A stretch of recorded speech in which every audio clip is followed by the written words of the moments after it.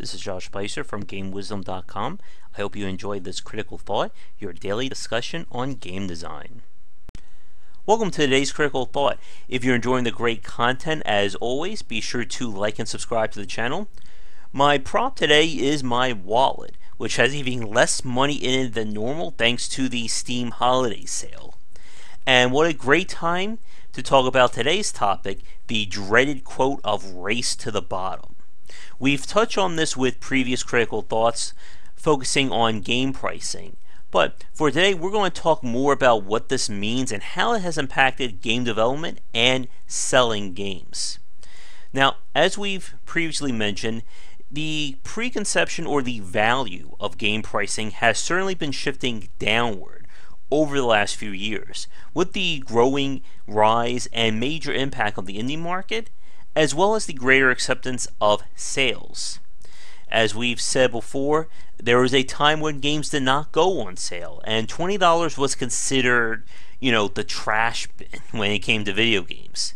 But as we've seen, things have certainly changed.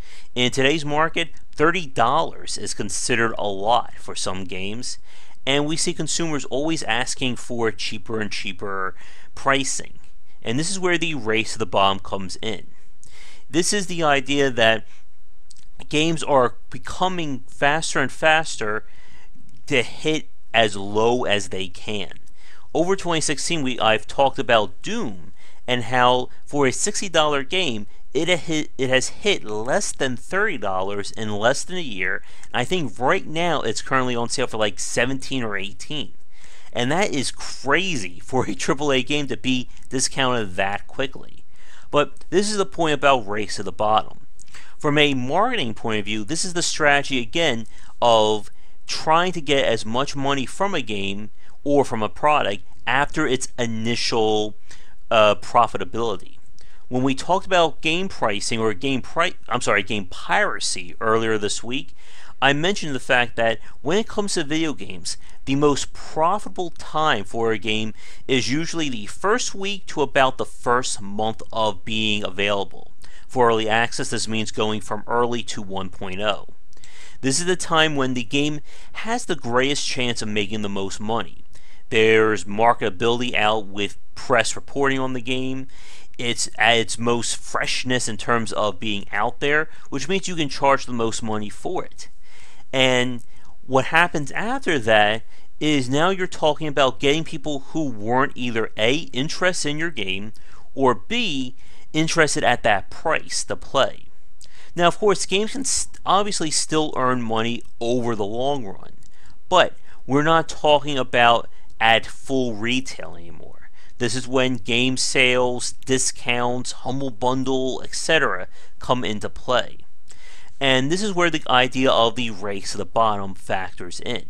Because if people aren't buying your game at 60, maybe they'll buy it at 30. If they don't buy it at 30, maybe they'll buy it at 10. And the lower the price barrier, the greater the chance that people are going to play it. But from a developer point of view, the cheaper the game, the less chance of actually earning money on it. And there is a point where selling the game at, $3, $4 is not going to pay the cost of development. And this is one of those things that gets into the more of the darker side of games. For a lot of games that are being released, especially from the indie space, it's becoming harder and harder to break even. Especially when we're talking about games that are being released at after 2 to 3 years of development, maybe even more, depending upon the developer in question. Now, there are exceptions to that. When you have a big name release or a game that earns a lot of press, stuff like Undertale, Stardew Valley, even major names like Invisible Ink, XCOM, Doom, these are games that probably have either earned enough to break even or have earned sufficient word of mouth to continue earning sales throughout the year. But when you have an indie game that you spend 2 to 3 years on and it barely makes a dent in the market, chances are you're not going to be earning enough to break even. And I know for some of my regulars out there, you probably have heard that before here. Now, with the idea of race to the bottom, this also factors into the mobile market. and how, again, many mobile consumers are about time over money. They want a game as quickly as possible. They want, a few minutes of engagement here and there, and then to move on to the next thing, which means that they don't want to spend. They rather spend the money for, a few cents here and there, and then move on to the next game. With the idea of race to the bottom, it means that they don't want to be spending $20, $30 on a mobile game. They just don't have the time to invest in something along that magnitude. And the cheaper you can make the game, the easier it will be to get them to play. Now, of course, this leads into a greater discussion about monetization tactics, pay to win, energy, and all that crazy stuff, but we certainly don't have the time to talk about that today. But the growing concern about race to the bottom is the fact that we are conditioning consumers to buy games as cheaply as possible. Which, again, for them, it's great. It means we can play more games, which means that the wealth is being spread around more. The downside, of course, is that it's making it harder to convince them when there is value. When you sell your game for $30, how are you going to be able to translate that into the consumer that you should buy my game when you see tons and tons of games on sale for $10, $5, $3, $1, 45 cents for even some of the smaller games? With so many games being released these days, our backlogs are ginormous, I think is the best way to say it. I mean, for me right now, I think I probably have bought and owned more games that I could ever get around to playing at this point. And it is a losing battle to fight the backlog. And what that means, of course, is when there are more games out there than we can play, it makes it hard to justify spending full retail on a game. Why should I spend $60 on a game that I may not even get to for a few months? And of course, in that time, it could discount to 30. It could discount to 15. You never know. And with this idea of race to the bottom, it's making it a growing concern regarding getting full money or getting enough money to keep going as a developer. For the major games that come out of the gate strong all across the board, they don't really have to worry about this. Darkest Dungeon, as we mentioned, Stardew Valley, anything major name games like Firewatch, Gone Home, stuff along those lines. Now, in terms of things from a consumer standpoint, it's kind of hard, again, to fight back against this race to the bottom.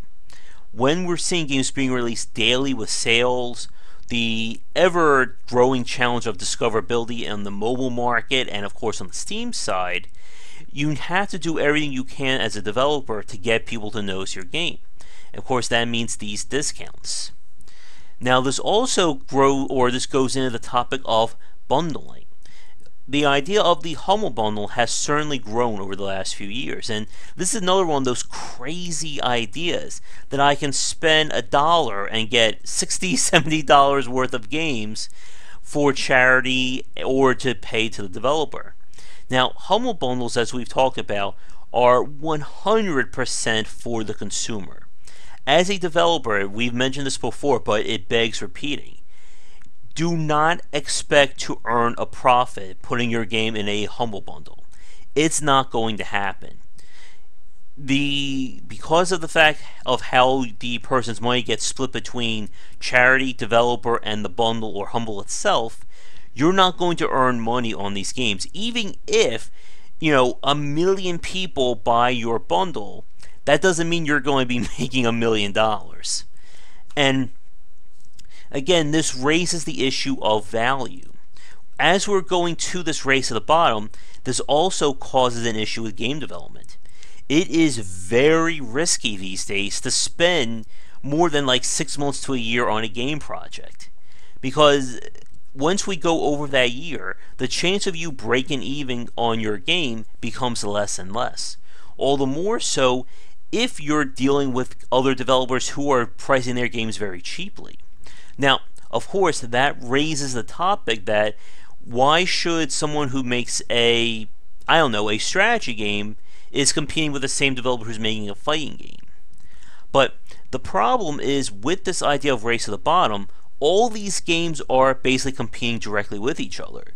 You have your free-to-play or your very cheap Match 3 mobile game sitting next to, in terms of pricing, a platformer, or even maybe a cheap fighting game that's on sale.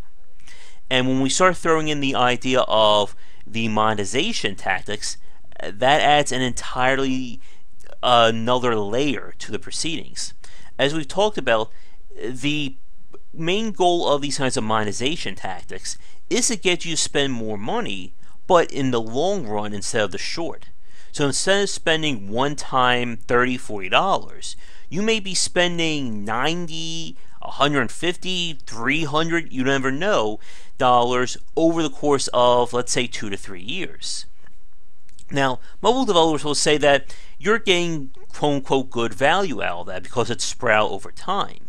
But you're still spending more over the long run compared to a one-time price of whatever kind of game that you want to play. And again, with this kind of idea of race to the bottom, sales and whatnot, everything is basically coalescing in a potluck of cheap pricing. But how are you supposed to make money when everyone is basically competing at the same price point? Again, when it comes to the video game industry, price these days is not a true measurement of quality anymore. Unless we're talking about notable exceptions. Blizzard, Nintendo, anything that we see from like the Activision Blizzard Blizzard brand. That was not easy to get out.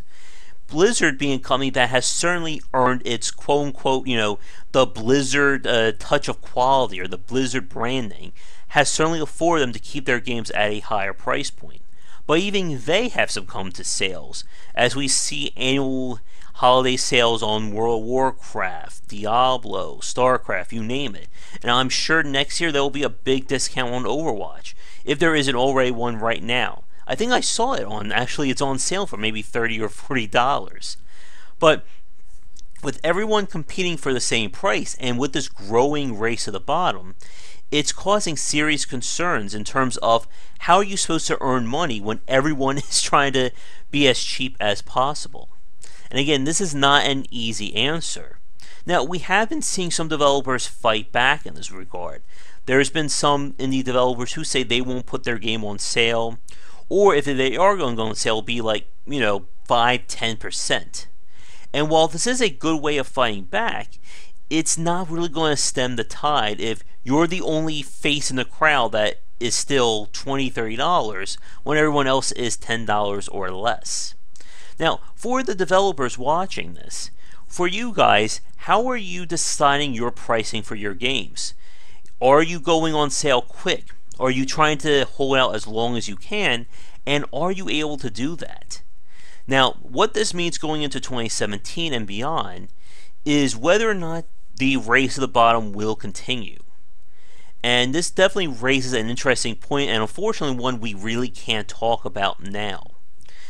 As we've said, what this means for the future is whether or not we can see sustained game development outside of the quote-unquote games as a service and free-to-play model.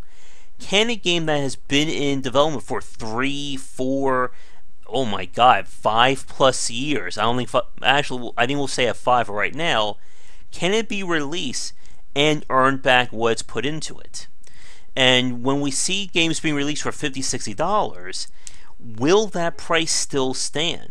As we've talked about before, AAA developers and publishers have been wanting to raise the retail price, but it seems very much like the marketplace is looking at things going in the opposite direction. And will we ever see a AAA game being released for $30, $40? Or again, how will developers keep or try to uphold the value of their game as long as they can before these deep discounts start? Even Nintendo may be feeling the burn soon, as you know, with their first free-to-play game or free-to-start game of Super Mario Run. And of course, we've even been seeing more Nintendo games go on holiday and sometimes seasonal sales.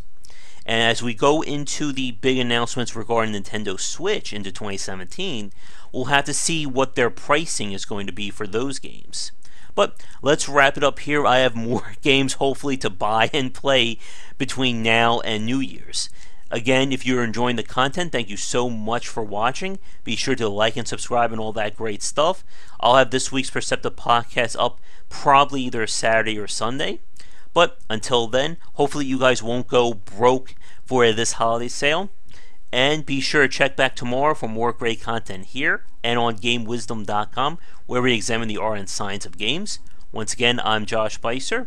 Have a great holiday weekend, and I will talk to you again real soon. Thank you so much for watching this video. If you enjoy it, be sure to like and subscribe to the channel, and of course share with your friends. It always helps out. For daily posts on all manner of game design and industry topics, check out game-wisdom.com. To support the site and everything that I do, be sure to check out the Patreon campaign. If we can hit goals, it will mean more content for everyone to enjoy, and I'll be able to support myself and my household. If you want to follow me, you can find me on Twitter at GWBycer for updates throughout the day and random thoughts from me. And lastly, you can find me on Twitch right over there at GWBycer for daily streams most nights around 10 Eastern. Thanks again for watching the video, and be sure to check out more great content coming to the Game Wisdom channel real soon.